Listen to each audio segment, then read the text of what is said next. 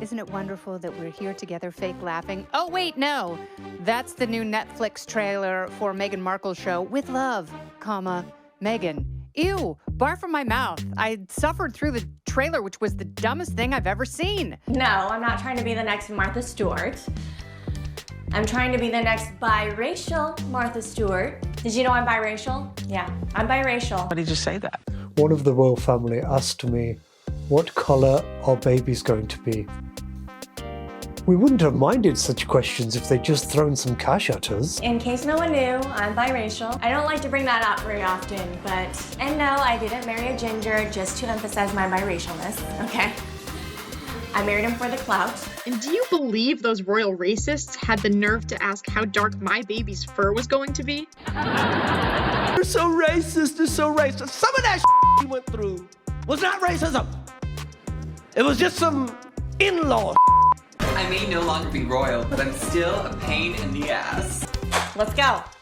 Was that relatable enough? The royal fairy tale didn't just end, it got dragged into a comedy club and turned into a stand-up routine. The moment Meghan and Harry said, "We're stepping back," comedians said, "Perfect, step right into this punchline." It was clear that the Duchess didn't know what she was signing up for. First up is Trevor Noah on The Daily Show, and he didn't just tell the story, he cracked it wide open with a grin. Yeah, she looked at Harry and she's like, nigga, you need to get a job. You need a job. You a grown-ass man. You can't still be living in your mama's house, Harry. He nailed what everyone was thinking. Meghan didn't marry a prince, she married a project. And the way Trevor put it, she looked at Harry and said, "You need to get a job." Boom. One punchline, and the fairy tale turned into a job hunt. And then Trevor takes it up a notch. Wait till you hear how he imagines Harry's new job. Trust me, you won't see it coming. What's funny is that no matter what job Prince Harry gets, you realize he's still gonna be Prince Harry, right? Can you imagine being his boss when he screws up? Like, what do you call him in and say? Prince Harry, get in here, your majesty. You blew the Henderson account, my lord. Clean out your desk and may God save the queen. Once a prince, always a prince. But now the real question is, where do you live when grandma cuts you off? Trevor had the answer, and it's comedy gold. Now the big question is, if Harry and Meghan come to America, where are they gonna live? Everyone wants to know. I think they'll move to LA because Meghan is an actor, right? And then she's gonna wanna work again. And then Harry can just join the cast of Real Housewives of Beverly Hills. Yeah. Just be like fighting on TV. I know what you said about me, Diddy. Say it to my face. And there it is, Prince Harry, downgraded from royalty to reality TV. Trevor didn't just roast him, he relocated him to Bravo. Stephen Colbert kicked off The Late Show grinning like a guy who just found the royal family's group chat. He told viewers, "You might want to sit down for this one," and then hit play because what came next was comedy gold. If you are a watcher of the royal family and you like secrets, you might want to sit down because this is a doozy. Meghan Markle has finally revealed why she and Prince Harry call each other M and H. Colbert stretched that moment like it was national news, milking the silence like he was about to announce the next president. With full dramatic flair, he asked the audience to guess the big royal secret. What could it be? A mystery for the ages. For 30 seconds, the crowd threw out wild guesses, spy codes, royal secrets, maybe even Bond stuff. Then Colbert, dead serious, said it's clearly numerology, Meghan's personal mystery puzzle.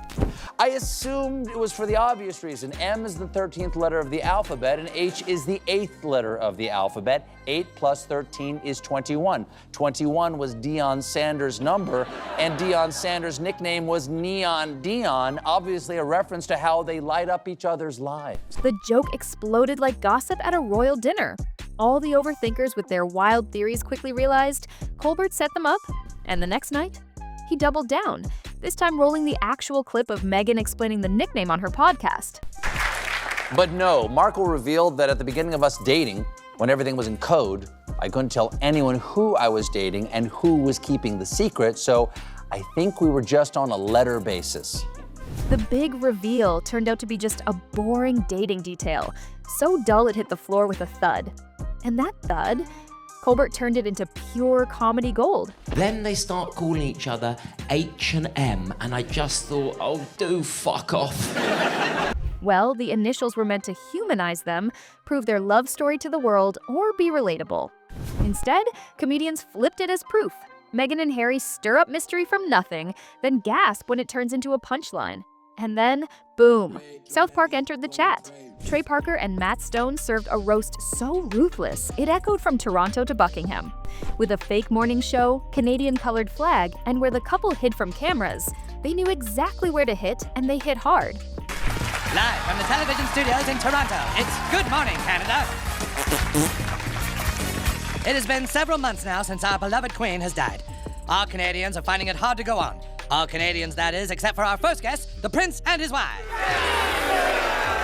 We want privacy! We want privacy! Just 3 words, "we want privacy," turned into a global meme before the episode even finished airing. And that's not it. How do you slam publicity while cashing in on books, podcasts, and docuseries? South Park didn't ask. They performed the hypocrisy like a preschool skit and let a cartoon talk show host roast them. So let me start with you, sir. You've lived a life with the royal family, you've had everything handed to you, but you say your life has been hard, and now you've written all about it in your new book, Win. Yes, that's right, friend. You see, my wife and I are totally like, you should write a book because your family's like stupid, and then so are like journalists. So you hate journalists. South Park didn't blink before handing them a reality check because screaming for privacy while handing journalists your life story in a hardcover titled Spare? That's goldmine. Not just South Park, even Spitting Image jumped in with no mercy. Their puppet parody tore into Harry's jobless saga and Meghan's $sign dreams, all with rubber-faced ruthlessness. I don't know, Megs. I've tried every career there is. Prince, Hitler. Maybe I'm just not qualified for anything. That's not true. You're a great husband, a good-hearted man. You've got big, muscular teeth. Thanks, Meg. And Spitting Image didn't stop there. They cleverly spelled out the real reason Meghan's sticking with Harry. One glance at that massive check, and boom, reality check delivered. Now I'm qualified for this. Unemployment. Now I'm a regular Yankee geezer. Meghan be like, totally worth it. And honestly, credit where it's due, Spitting Image served up more truth in rubber puppets than most interviews ever could. Brutal, bold, and weirdly accurate. But the real knockout came from across the pond. British prank legend Simon Broadkin hit the stage, grin locked in, and shredded their glossy doc before the crowd could even reach for the remote. I watched the Harry and Meghan Netflix documentary. Now, I'll be honest with you, before I watched it, I was not a fan of theirs. But now I've actually heard their side of the story, I fucking hate them. The crowd erupted. Broadkin framed the doc as so self-obsessed, even neutral viewers left disliking them. And he didn't hold back. He hit hard, then twisted the knife with a grin. If you haven't seen the documentary, lucky you. Ginger Royal meets fit American actress.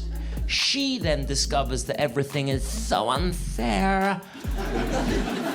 Broadkin wasn't done. With the crowd already in stitches, he dropped one last grenade, mocking Harry and Meghan's demand for British taxpayers to cover their security bill after quitting royal duties. And then they moan about everything. They were complaining that to pay for their own security. They were not happy about that.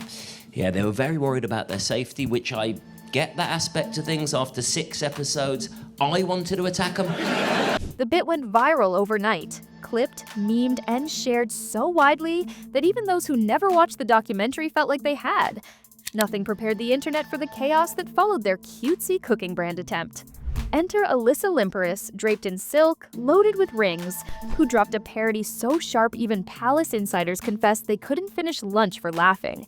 She opened with a dramatic throat clear and scolded viewers for using Meghan's maiden name like it was a federal offense. It's so funny you keep saying Meghan Markle, you know it's Sussex. With titles corrected, Limperus switched gears fast. One moment a wellness guru, the next barking at staff over ironing. Her chaos flowed straight into self-help catchphrases, dripping with satire. Strive for balance, not perfection. Is this a wrinkle I see in my blouse? Who the f ironed this? I told you to iron this shirt 10 times. It looks like you only ironed it 9. Viewers instantly caught the irony. A duchess preaching mindfulness while snapping at staff was pure comedy gold. Limperus amped it up with her now-mocked flower sprinkles, flinging rainbow garnish like royal fairy dust, turning garden supplies into viral satire. stop it. How sweet are these flower sprinkles? We can't forget the flower sprinkles. Flower sprinkles. Flower sprinkles on everything. Flower sprinkles. We need more flower sprinkles. We are literally putting flower sprinkles on every fucking thing. I always like to go out of my way to make my guests feel like a queen. But it snowballed fast when Limperus laced the monologue with relentless name-dropping, turning every line of "with love" into a shameless promo parade. I'm terrified of me. Do it with love. Do it with love. Do it with love. Do it with love. People need to know that they are no longer allowed to call me Meghan Markle. But it hit harder when Limperus slipped in the reality check.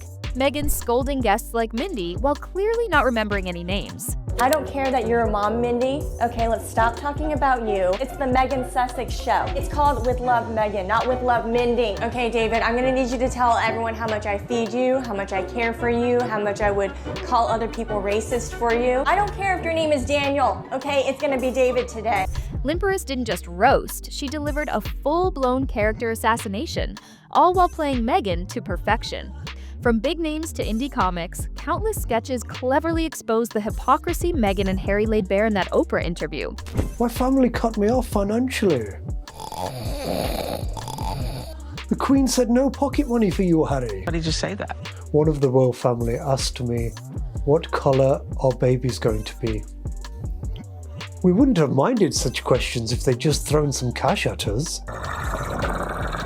Obviously, I'm not going to say who said that to me. Philip! Philip! That's next level creativity. Sketch after sketch nailed the real takeaway from that Oprah sit-down. Harry and Meghan weren't chasing truth. They were chasing a check from the Queen. It's important we do this ourselves, Harry, and not live off your family. I agree. We'll just have to find a way to make £50 billion on our own. Fuck. I have red hair. I know struggle. Oh, God. We're gonna have to move back in with your family. With the cash drying up and talent in short supply, the Sussexes did what any Netflix dropout might, look back at the palace. Because when the deals fade, suddenly family doesn't seem so bad or so unpaid. In the end, the world watched a royal exit turn into a reality show audition, complete with book deals, podcasts, puppet parodies, and cartoon takedowns. From palace privilege to punchlines, Meghan and Harry didn't just lose control of the narrative, they became it. And now, with fame fading and funds wobbling, their next big move might just be crawling back to the firm not for duty, but for direct deposit. If you're secretly loving the satire as much as we are, hit that like button, drop your take in the comments, share it with a friend who's still defending them, and don't forget to subscribe for more brutally honest takes.